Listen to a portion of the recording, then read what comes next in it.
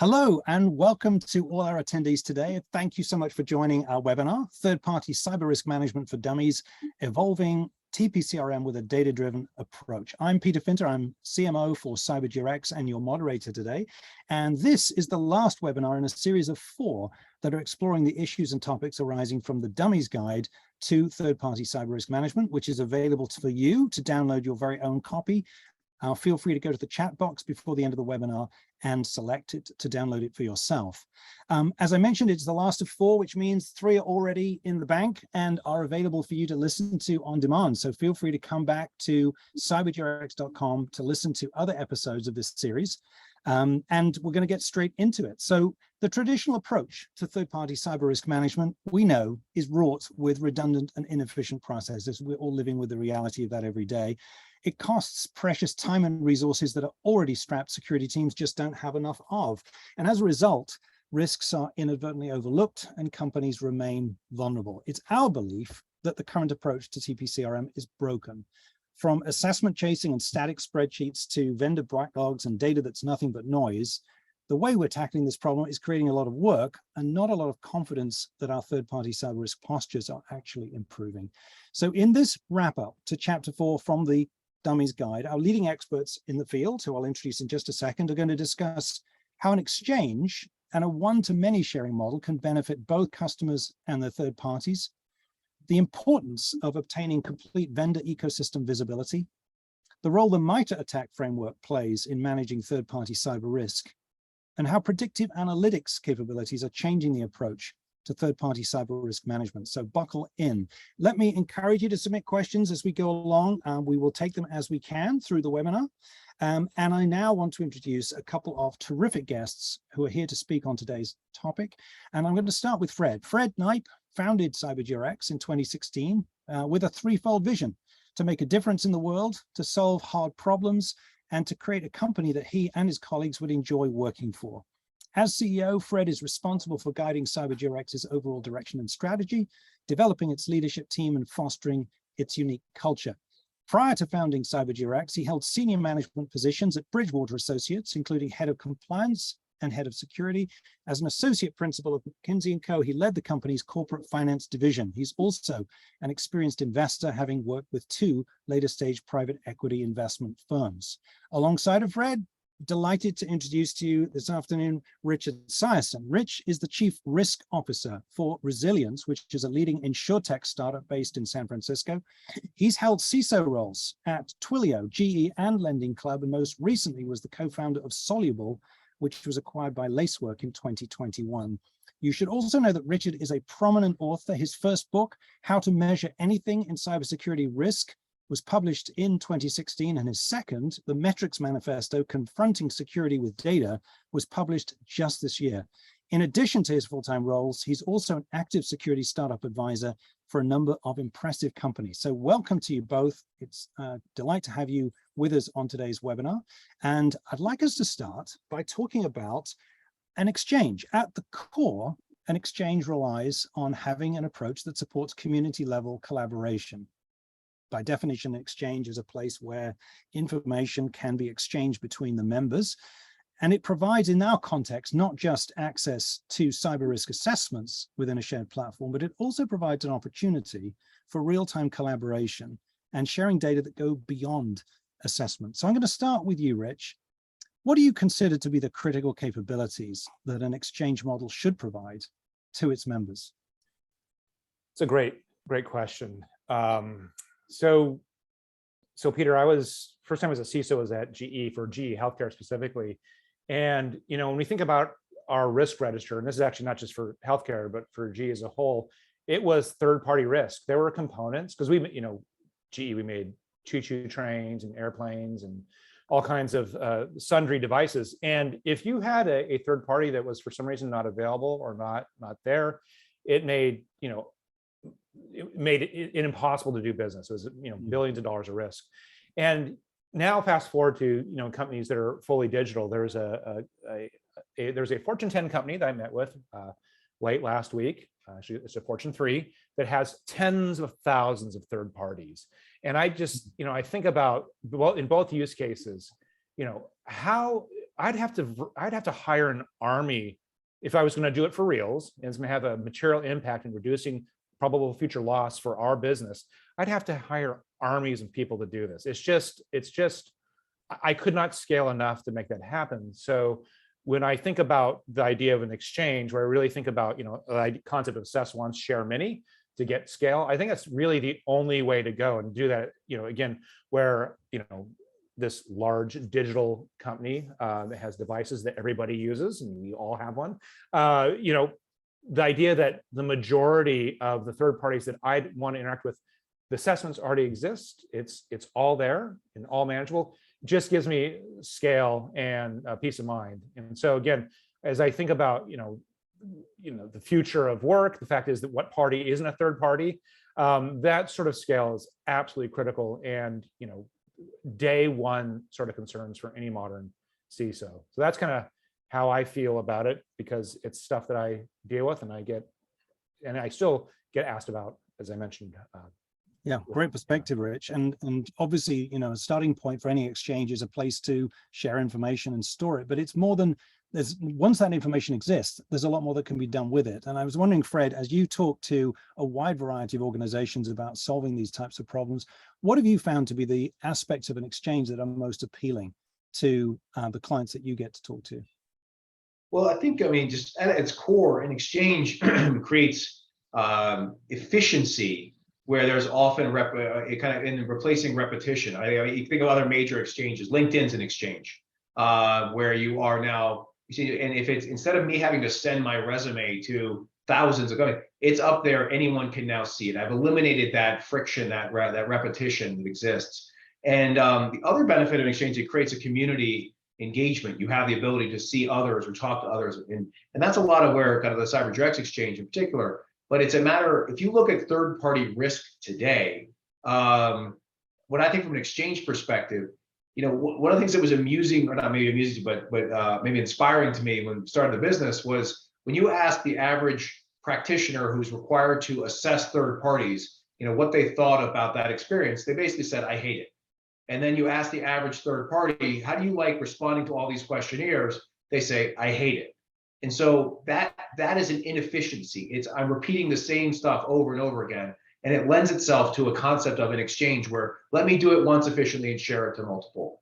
And so that's the core of this. That's where you really create that value.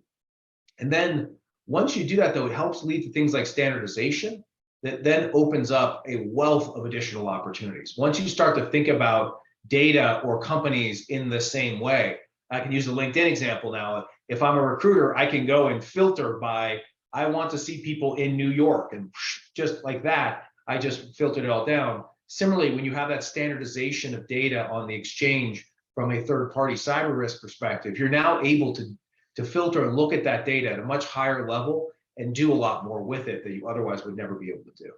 I think you're raising the important concept of customization at the front end or the back end, and which brings most value.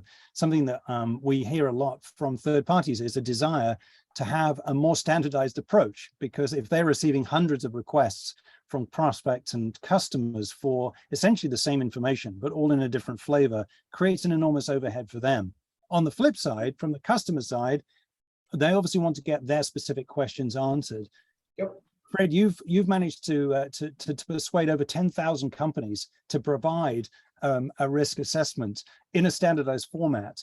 What was the key to the success of that? How did you persuade your customers not to ask for all these other questions that they would normally be layering in, which is so annoying to the third parties themselves? Well, there are two things on that. One is to recognize what you're asking. And so, you're dealing in a compliance world where things change very infrequently. And people say, like, well, this is the assessment that company X always sent. And some of the founding design partners we had for CyberGRX, we looked at, here are the questions that they ask to say, okay, this is what they say. And some of them were asking about, like, dial-up modems, for example, or where do you wear your badge, or things like that, that were just, really, is this going to make a decision as to whether or not you bring a third party into your environment? And so it's forcing the conversation to say, what really matters for you? What are the key factors that are relevant and appropriate? And we've built that as the foundation of the data that we would then collect. So one is helping companies see, yeah, you may ask 100 questions historically, but it's really the 35 of these that you pay attention to or get. And 9 times out of 10, those are all covered on the CyberGRX assessment. It's the ones that actually matter, the ones that are relevant. But I think just as important is then opening up, okay, if you're willing to forego a few questions to a standard model, look at the world that that opens up for you in terms of you're now able to run more sophisticated analytics. You can run more automation. You can look at a portfolio perspective. You can leverage pre-done work in an exchange. And over time, we've really seen an acceleration in the last 2 years or so, that the efficiency that that allows, where a single person who did 50 assessments a year can now look at a portfolio of 5,000, it's the same resources, is a fundamentally different change. That's actually huge, isn't it? And Rich, going back to your comments about trying to manage at scale, dealing with hundreds or even thousands of third parties, how much has standardization been important to you, or ways to solve for problems that allow you that repeatable scale? Maybe you could comment on some of the experiences that you've had there, and what has really been most valuable to you as you've been building out these highly scalable programs. Scale is incredibly important in everything. And like I said, we're living in a world where every party is a third party. I mean, I work for essentially, now I work for a cloud native company. What does that mean? Everything's SaaS services. I mean, other than the laptop that I have, and we have an office and we can go out there and get some granola. Other than that, it's all third party supported, right? And I think that's increasingly the case for, for everybody.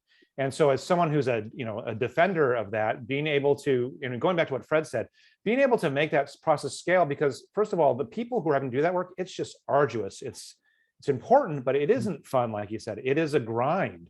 And on the receiving end, it's the same thing as well. So historically, the processes that I put in place were to hire a person who's going to manage, or persons typically they're going to manage that process. And I'd hate to say this, but at least, gosh, roll back about 5 years ago, it was Google Sheets. It was awful, right? And again, not to, this is CyberGRX, but this is your event. I mean, I would absolutely be using a process like this, because again, I don't want to alienate these people I've hired. I want to make it easy for them to scale, and I want to be able to get to a place, particularly from a data perspective, where I can start, like Fred said, where I can start asking questions to the data, so I can start understanding, okay, what are my largest risks? Who am I shoveling the most data to? Who, if I'm going to have to make some sort of change, right, either in myself in terms of how I transfer risk, and or asking them to make some changes, leaning on them to, do some remediation, where can I get the biggest bang for my buck and my effort? Where can we start being really strategic about how we manage risks? That would be the biggest difference.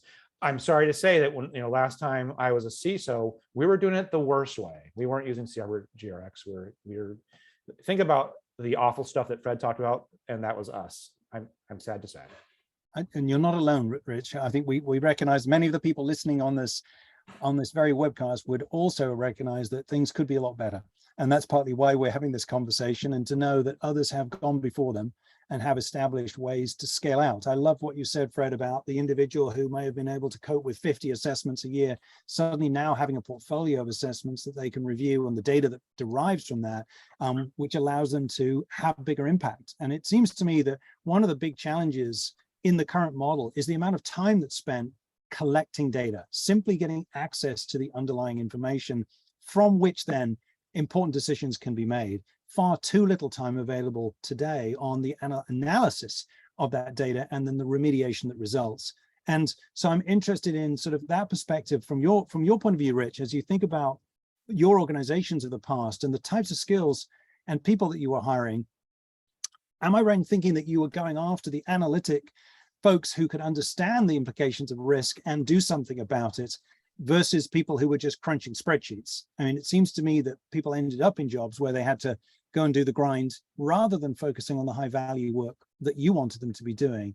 What are your thoughts on sort of implications of being able to equip your teams now with these better solutions for their ability to deliver more impact and more value to their organizations? Well, I'll answer that question, I suppose, in my own way. What I'd say, with the type of data, again, going back to the LinkedIn model that I could have with CyberGRX, I want to understand what is the value at risk that I have. So there's a couple of macro value of risk areas. There's, breach or data loss, right? I am shoveling data over third parties. They're essentially an extension of my business, legally speaking. I made the choice to take my customer data and send it over to someone else who's processing it, who probably in turn is using third parties, right? So there's third party, fourth party, end party. So there's loss associated. So what is my, where are my largest potential data loss? And how much of that is spread out, to understand that. Also, business disruption is a key thing. Again, going back to the idea that we're increasingly all running on third parties. What are those that, if they were to have a disruption, would have a material impact on my business? So the type of work that I'm doing is just that, building systems, and I'm hiring team members to understand the value at risk, and then to understand, again, understand the likelihoods of impact, the value of risk. What are the types of decisions that I need to make, again, in terms of, transfer and or remediation, or both, to make an impact? So what I would say is having that data readily available on a platform like CyberGRX, API accessible, where my models, the decision analytic models I'm building, can easily consume that, and again, help me make decisions, is just huge. And so I've been hiring data scientists, both data scientists and decision scientists for the past 10 plus years. It's the material, it's my scholarship, it's what I write on as well. And I actually think it's a huge portion of the future of security. So when I think about, again, where third party is, it's not just the future, it's right now, it's the reality.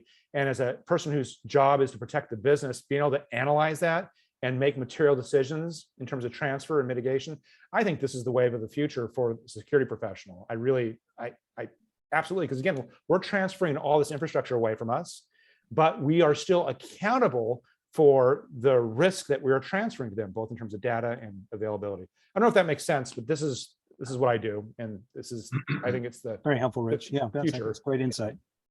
Hey, just to add to that, if you think about what Rich is highlighting there, is that is what you want to be doing. You want to be taking this data at scale and understanding where risk lies and taking action on that. And that is risk management. That's driving down risk. Unfortunately, to what you were saying, Peter, a lot of times with programs that are run on Google Sheets or others is actually they're more administrative work of, let me chase down this company to see if they can send me their old pen test, or let me do this here, or let me dive in to figure out why they didn't answer these 9 questions, et cetera. And so that whole administrative burden. So to your original question of the value of the exchange, is the exchange takes that administrative work away. It says you're now able to up level what you're doing. You're able to do what Rich just described in this much more sophisticated modeling. The data is provided for you. Is it exactly what you wanted? Is it 100% aligned to how you would have scoped it out? Probably not. But if you can be comfortable getting 96% of what you were looking for and be able to then spend all of your time building out those models versus spending all your time collecting the other data, you can achieve such a better risk management approach and portfolio perspective that drives value for the business versus, yes, I did this for 50 companies or whatever it is. Yeah, well said. And Fred, you're opening the door to the next topic really of our conversation today, which is the implications of being able to look beyond an individual third party one at a time. So much of that spreadsheeting that you were referring to, Rich, is really around how do I bring all the data together in such a way that I can look at it in totality and make some smart decisions about where to focus my efforts. Where am I most exposed? What should I be doing to manage my controls more effectively? So I wanted to start by talking about kind of the value of a complete vendor ecosystem visibility and getting beyond the single assessment. Once we get to that point, I think the door opens to a lot of possibilities. And I wonder, Fred, maybe you can start us off by thinking about some of the ways that we can use this data that we're collecting through the vehicle of assessments to allow us to inform decision-making at a different level, different types of decisions that can be made as a result of having access to this data. Can you give us some examples of the kinds of ways that we can think about this portfolio level visibility? Sure, and I think it's a really important thing to discuss, because if you think about how programs have evolved to date, if you kind of take Rich's example as a proxy for that, the majority of companies say, great, I have 1,000 third parties. I will look at them hopefully through some risk lens, and I prioritize them. Often it's just by a dollar spend, which is not a good risk lens, but it's actually, let's look at them by real risk factors. Okay, and I have one person and he or she is able to do 50 risk assessments a year. So I now have visibility into 50 of my 1,000 companies. Now, number 1,000 on the risk is probably not that much of an issue, but it's number 56, whatever is actually, that's a real problem. You didn't have the capacity to go there. So when you think about the full vendor ecosystem, the ability to say, let me look at that whole group, let me look at the entirety of the that ecosystem is such a powerful tool. It's a remarkable change because not many people have had the capacity or resources to be able to do that. And so once you introduce it, it's a whole new way of thinking, a way of prioritizing your time, your energy, and of application of the types of models that Rich was highlighting. I'll give you an example. It's really interesting. So when Log4j came out, all right, that the breach was, or not sort of the breach, but the exploit was out there, quickly people looked at, okay, are we using Log4j? Once you figure that out, you then determine, of my key third parties, who's using Log4j. And so if we had one customer who had about 5,000 third parties, they had about 1,000 that they were using on our platform, and we're able to look at the Log4Shell attack path, match it up to the controls, and we can help them identify, of your third parties, here are the companies that are most susceptible to a Log4Shell exploit. All right, here's where you could be compromised. He's like, that's great. What about the other 4,000? And so if you're not looking at the rest of the ecosystem, you're not able to see it. And that company quickly expanded to look at a broader swath with our platform. But it's a matter of, you need to be able to understand the whole picture to be able to make sure you're prioritizing on the right pieces. Otherwise, you are not able to get a complete picture, and you're going to be potentially not addressing the highest areas of concern. I think you're raising an important point here, which is, how do you know where to look?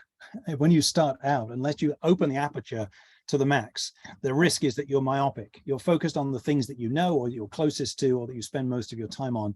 And that gives you obviously some significant exposure. I'm wondering, Rich, as you, from your background as a CISO, a career CISO, now focused on risk management, can you talk a little bit about the importance of visibility as it pertains to prioritizing risk and identifying where to focus your time, energy, and effort? Sure. In this context. Sure. I'll maybe take a little different tack on this. When we say visibility, it depends on the CISO. Like if I'm with a large organization, maybe a financial institution, I'm probably not reporting into a technical line. I'm probably reporting to the CFO or GC. I'm a second line of defense CISO. Maybe different than with a first line of defense CISO is reporting into a CTO. But end of day, when it comes to third-party risk, the question that I need to answer is, what's the likelihood of me experiencing losses, right, that exceed a certain threshold? I mean, this is really risk management. This is the KRI of risk management. I want to know, all right, given of the volume of third parties that you have that we are shoveling data to, regulated data, what's the likelihood of me experiencing a material loss based on data breach, third-party data breach, that exceeds my risk tolerance? If I'm a large company and my insurance limit's $100 million, if I see that the likelihood today is there's, roughly, again, using cyber risk quantification methods, I find out there's a 5% likelihood of exceedance, I might feel okay about that. I might look to see, well, how much more limit do I need to bring that manageable? But all of a sudden, if I see an increase because of, I've brought on a lot more third parties, or there's something that in the ecosystem that's changed. Fred just brought up an example with Log4Shell, right? If there are some sort of changes that made a material difference that pushed me over my threshold, I'd want to know about that, and I want to take action. So I think the visibility, if you don't take into consideration the value at risk, and you only look at vulnerabilities, right? If you're only looking at vulnerabilities, and you're not taking into consideration the actual value at risk, then you're missing. You don't really have visibility. You think you do, but it's a placebo. You have to also bring in, what is the value at risk? What's the data value? What's the business disruption value? How do I monetize that? What's the likelihood of me exceeding my tolerance? And then how do I monitor that ongoingly and then make changes? Again, more transfer and or mitigation and or both. So that's true visibility. If you don't consider value at risk, you're not really managing risk. Maybe you're doing vulnerability management or configuration management. Important, but you're not really managing risk. So when I think of visibility, that's what I think of, really being able to understand both the likelihood and impact from a material perspective, informed by the empirical vulnerability data, informed by the configuration management data, informed by that stuff. But if you cannot rank order on value at risk, you're just tilting at windmills at that point. It's a fair point, and I think you're also raising the point of view that is, without data, it's very difficult to make prioritization decisions. So without the right data. I mean, you can listen. You can say, okay, I need all the data. I'm going to be very precise, and you can be precisely wrong, and very expensively wrong.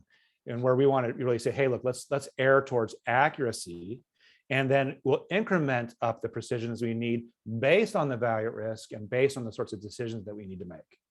This is where risk management is going, I think, for real. This is the direction where it's bringing together both the empirical data that comes from assessments like this with the actual value at risk. What does that mean to me? And how do I avoid any material surprises, right? How do I, what we would call mitigable surprises. Those are the surprises that after a bad day happens and Mandiant leaves, the lawyers are still there because they like to make money. What happens is the people who are in charge look at it and go, well, that was obvious. It was very obvious that you were shoveling 100 million records out that way.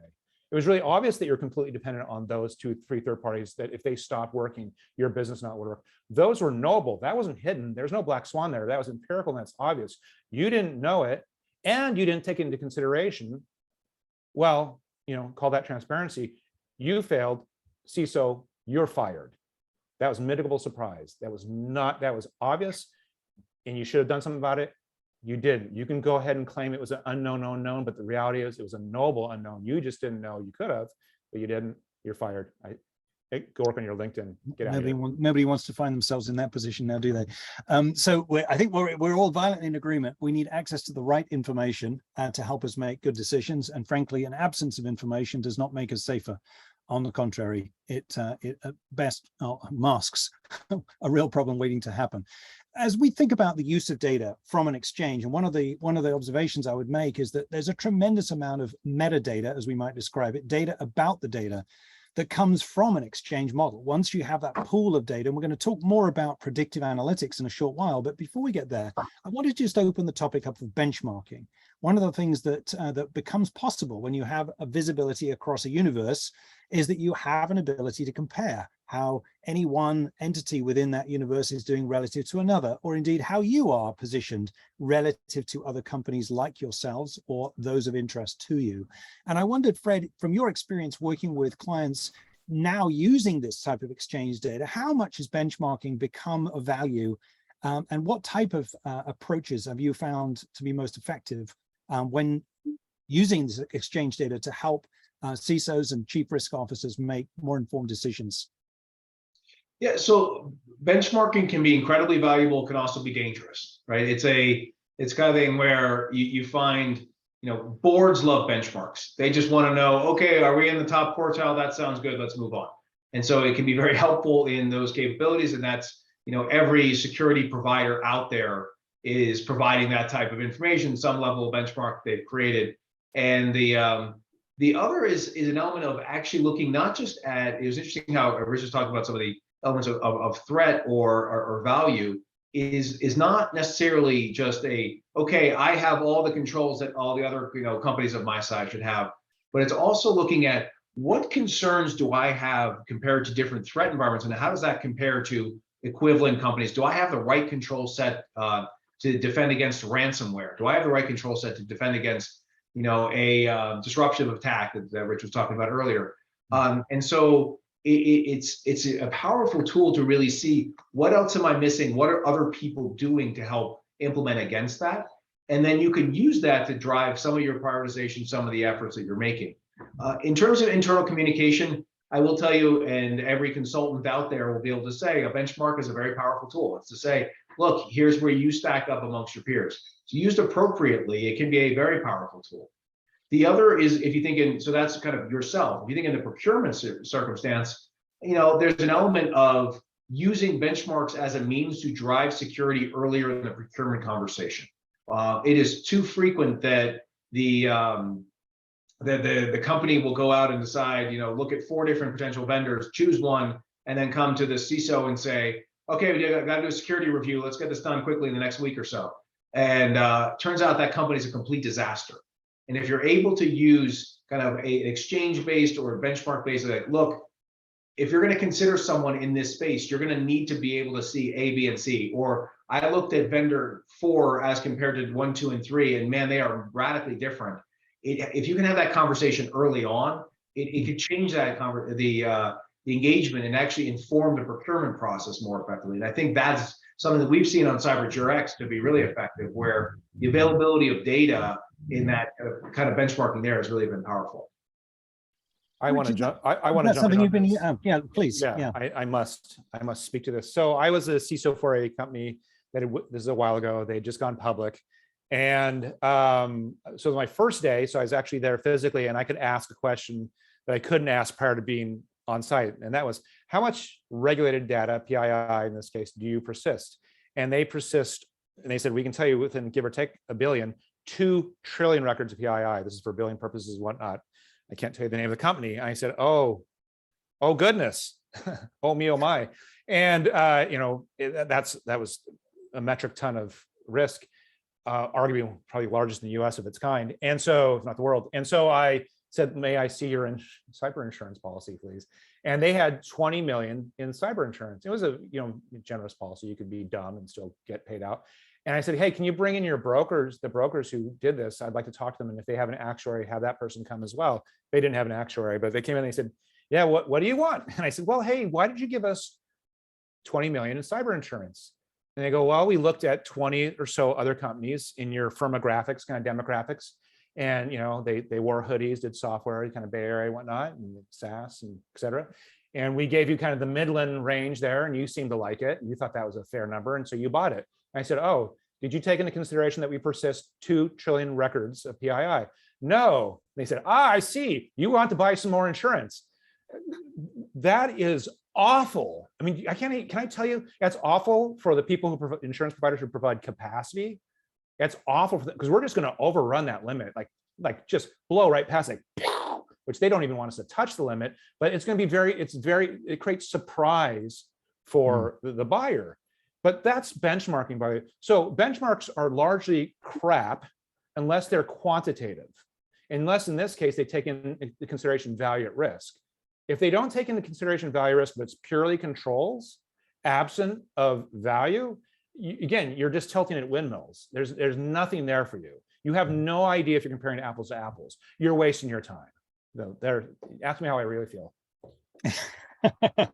Well, we're getting a strong sense that benchmarking is a double-edged sword at the very least, and needs to be handled carefully. Something else that needs to be handled carefully is how to use this data to derive threat insights, by which I mean an ability to determine how in a real-world threat will impact the world that you're operating within through the access route of your third parties. We know that MITRE's attack framework is a common knowledge base of tactics and techniques used by bad actors in cyber incidents. And I'm interested to explore, how does this apply to third-party cyber risk management using this type of exchange model?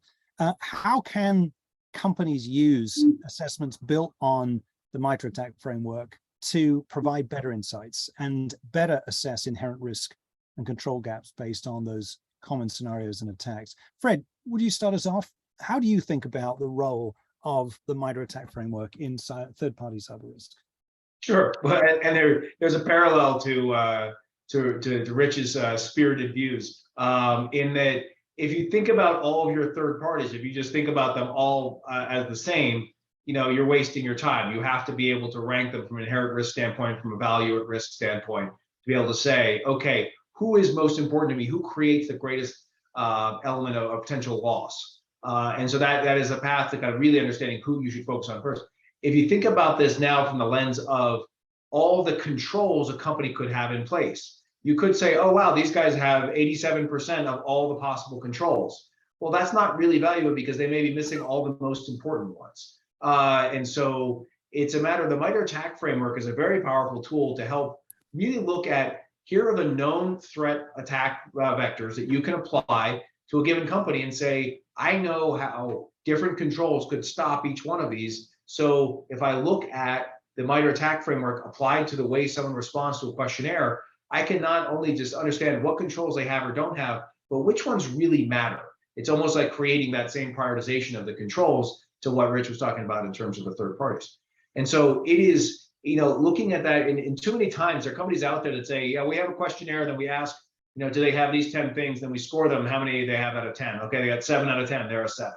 Okay, that's ridiculous. It's a matter of which controls, if I have all the right controls in place that can defend against the most common threats to this type of company in this industry, that actually protects the data the way I need it to be, I actually don't care if they don't do X, Y, or Z over here that are outside of those bounds. And so it allows you to really focus your time and energy on the things that are most important.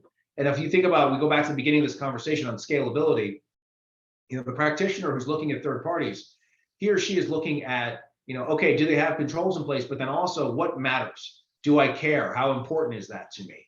And so if you're able to take a standardized framework like MITRE, apply it to a standardized exchange, you can now look at scale who has the right controls or wrong controls in a given environment. So it's a very powerful tool on that ability to kind of drive a better risk management approach. Thanks, Fred. And Rich, from your point of view, as you think about the experiences that you've had, how much value would it have created for your organizations to be able to take that standardized approach? MITRE framework's well understood, the exchange model now enabling that standardization of data across multiple entities. Is that a big deal? Would that have made a big difference from your point of view in terms of being able to pinpoint where the vulnerabilities are and being able to act more rapidly to respond to emerging threats, do you think? So yes-ish. So what is MITRE ATT&CK? It's, not to get overly technical, but it's a directed graph, essentially. It's the idea of, hey, let's look at this, a chain of events where there's some causality, right? That's what we're looking at. So taking into consideration tactics, techniques, and whatnot, what is the causal chain that can lead to bad things? And in that directed graph, the question I'd have is, where can I get my best economies of scale in reducing the likelihood of that threat continuing to progress through that graph, right? I'm looking at where I can get the biggest bang for my buck in buying down risk that prevents risk from leading to loss.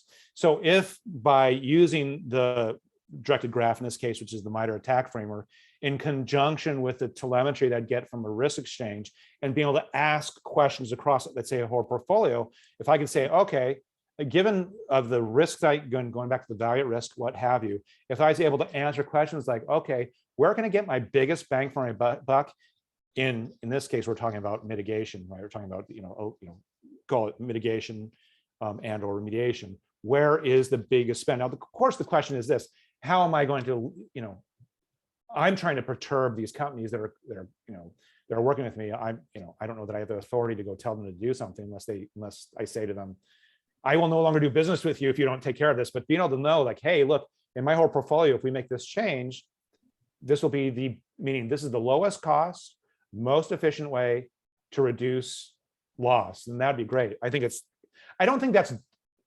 don't know of anyone who's really doing that at scale, and maybe CyberGRX is, but that is, it's kind of a holy grail to be able to say, hey, look, yeah. Let's, again, but it includes both the value at risk conversation as well, because if I'm going to do return on controls, that's a monetary consideration with likelihood. I'm trying to understand where I'm going to get my biggest bang for my buck. It speaks to me, it speaks to this idea that ultimately collaboration is effective when there's an informed conversation, when you're able to come to the table with relevant data that informs the discussion around where best to put one's efforts to solve problems or to anticipate issues or to address known vulnerabilities. And I think that, it seems to me that the framework provides a common language.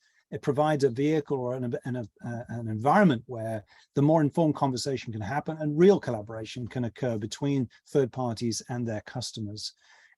As I'm just extending the thought of kind of how do we deal with threats, obviously out in the market today, there are companies that specialize in providing ratings, as we talked about a little bit earlier on. And Fred gave an interesting example of kind of, as long as you check these 7 boxes, you get a score. Well, of course, there are companies that are founded on this principle of security ratings being of value, perhaps because we don't have the complete information we're looking for across our entire portfolio.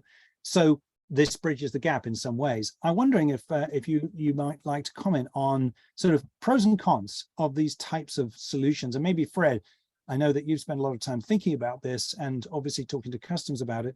Where does security ratings fit in to this world that we're now creating, where these new solutions are emerging? Do they still have a place? What place do they have in that future world, do you think? Sure. So security ratings, we think of security ratings as a complement to CyberGRX. It's an outside-in perspective to complement the kind of more robust data you get from the more detailed assessment.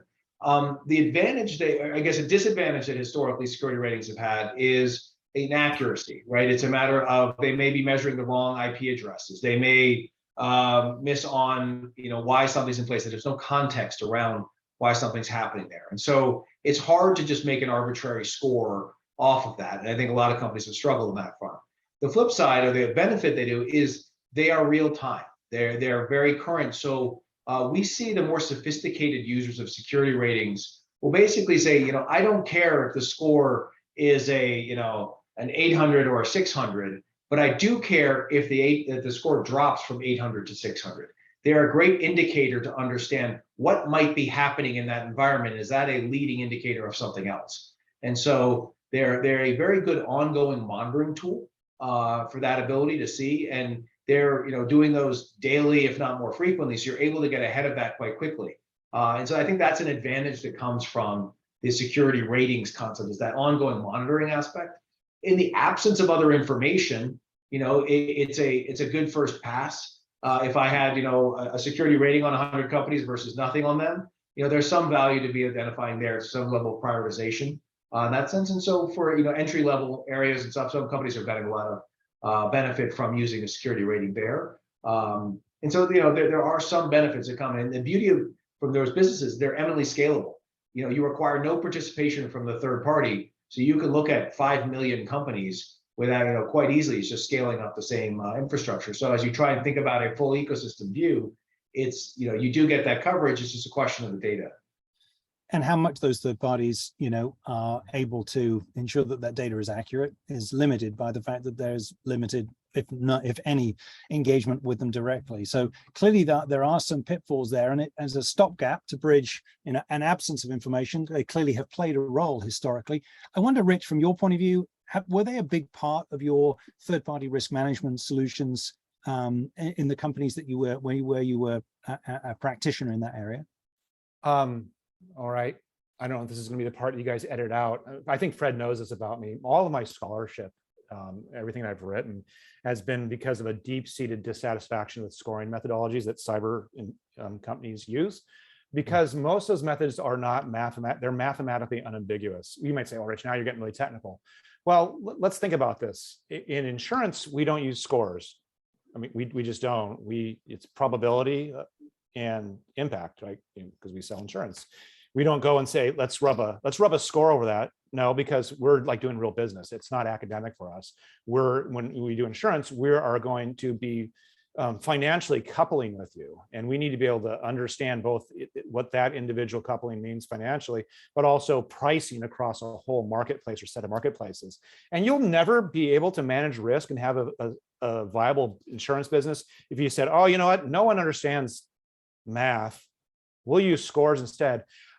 In the sciences, they don't do that either. I mean, you have the Breyer score, but these are mathematically unambiguous scoring methods, like the Breyer score, any of the perfect scoring systems, right? But those are mathematically unambiguous. But almost to a fault, every single scoring system that's used in any GRC solution, any of them, they are taking ordinal scales and doing math with them.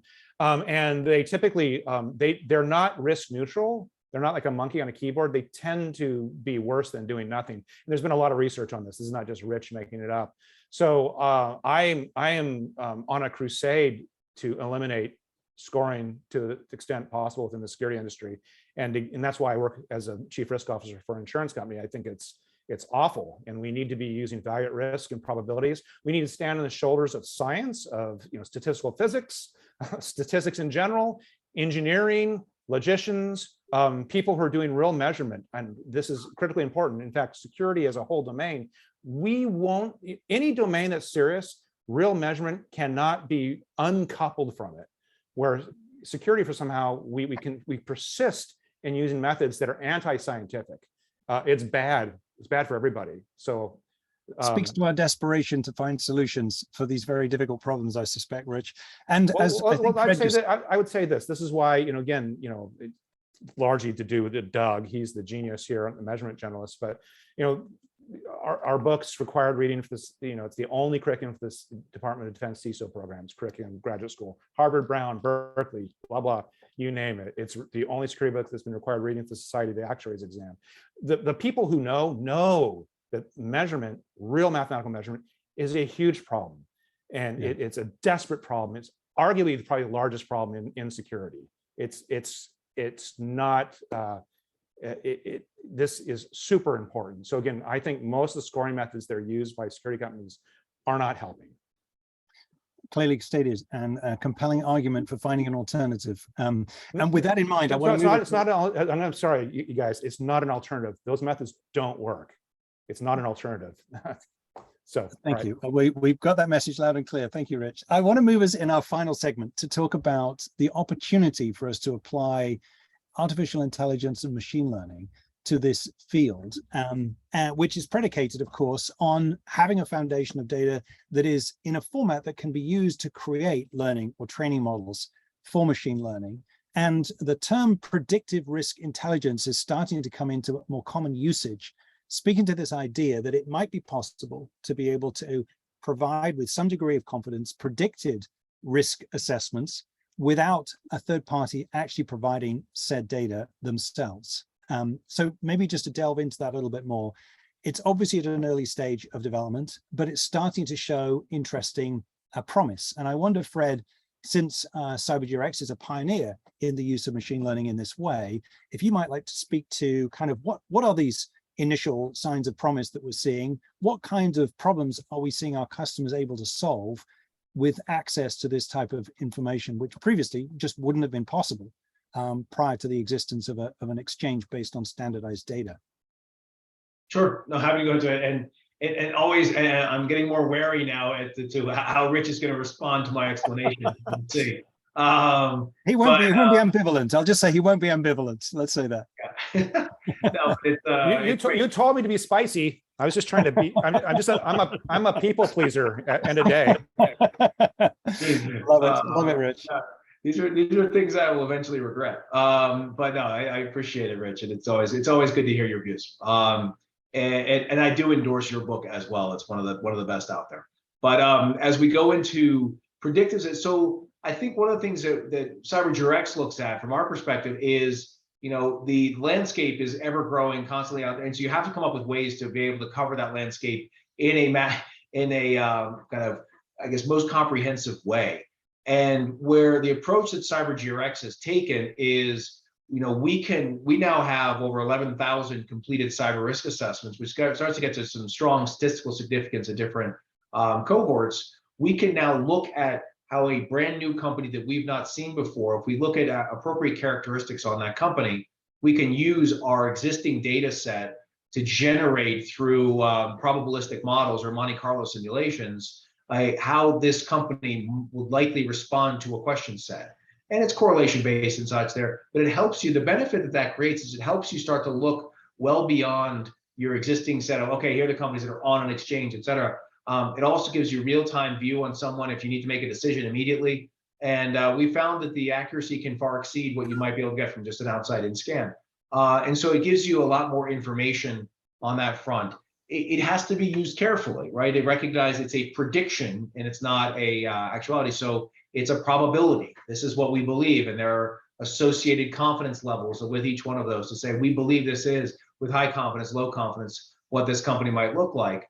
And then that moves its way up to okay, now we've actually spoken to this company and here's the accurate data set. But it is a powerful tool. And we've seen our customers, it enables them to just adopt a broader portfolio perspective or quickly review larger populations that would otherwise be unbearable to try and get access to. And, in the thousands of companies to say, okay, now let me try and reorient and look at this, or apply different threat scenarios or different other interpretations of that information at that portfolio level. So I don't believe you'll be able to get to a true portfolio level view on people's cyber third-party ecosystems without some level of AI or prediction to get there. It's impossible to say, oh, okay, we'll have everyone participating on this. So you're going to have some way to fill that in. This is the approach we've taken. I'm sure there'll be others that will be developing as they go. As you say, Fred, it's early days and there's still a lot of ground to make up here. But, back to the point we were just discussing, sometimes having some data is worse than having none. I think that was the point you were just making, Rich. It's misleading information if it's not grounded in the right way.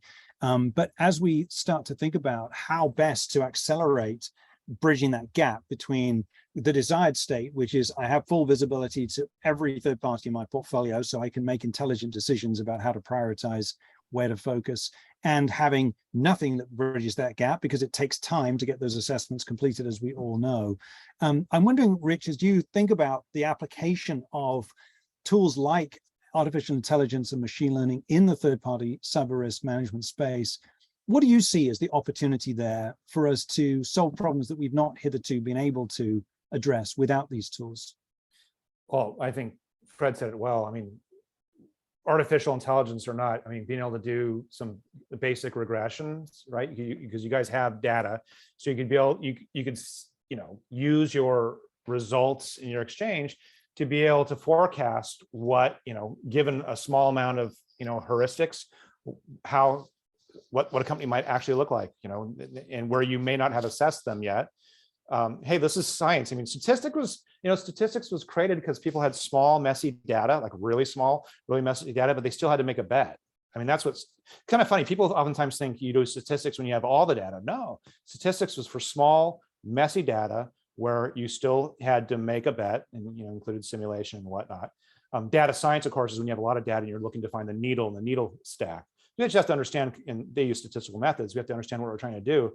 In this case, we're trying to say, hey, how can we be really, CyberGRX is saying, how can we be really resourceful with actually the big amount of data we have to make a reasonable forecast about what future data might look like? I think that has high utility. It's very resourceful, and I'd love to learn more. Sounds exciting. Rich, thank you. And Fred, thank you. We are almost at time, but I want to give each of you an opportunity just to share one thought with our audience today on something that you would like them to be thinking about as they walk away from this particular webinar. This completes our series. We've covered the ground on the basics of third-party cyber risk management. I would reference people back to our Dummies guide, so you can spend more time in this topic. But as you think about what we've been discussing today, I wonder if there's one insight, one thought, one recommendation that you might like to make to our audience. And maybe, Rich, I could start with you. What would be your word of advice to our listeners today? Maybe it's a word of encouragement. I mean, what a wonderful time to be working in cyber and risk management, where you can have so much data at your fingertips, where it's so easy to ask questions, to be able to prioritize and understand where your risk is, and to be removed from the drudgery, what we talked about, spreadsheet hell, to not have that be defined as your job, but to be your job now is, hey, how can I get value out of this data? How can I transfer risk away from the business? How can I enable my business? Now that risk manager's role, a third-party risk manager role, has now become strategic. It's become value added. It's no longer that hell that it was before. And I think what a great time to be doing this. So I'm excited to see what comes of the careers for these people using platforms like CyberGRX. I think it's wonderful and exciting. And for a data nerd like me, it's super exciting. Thanks. Thank you, Rich. Appreciate it. Fred, what's on your mind? I think there's some similarities to what Richard shared there. The key thing I would ask practitioners today is kind of pull yourself out of your day-to-day and think about, what am I trying to accomplish with my program? What am I doing when I go and try and do another 50 assessments this quarter? For what purpose? Is it just to report that I did 50 assessments? Is it to actually manage risk? Is it to get a broader view? And it's interesting that when you step back and think about what are we trying to actually accomplish in the orient of kind of true risk management or getting a better portfolio view, think about how to design a program around that.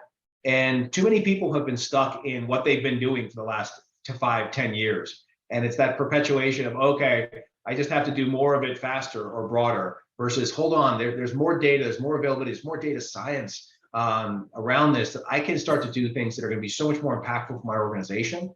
So take some time to think about what are you truly trying to accomplish? What would you like to present to your executive team or your board? And how are you designing your program to do that versus let me just do what I was doing a little bit faster? Awesome. Thank you, Fred. And Rich, thank you both for joining today's webinar. Been very insightful and informative. I would encourage our audience to go solicit out or seek out the 3 prior webinars in this series.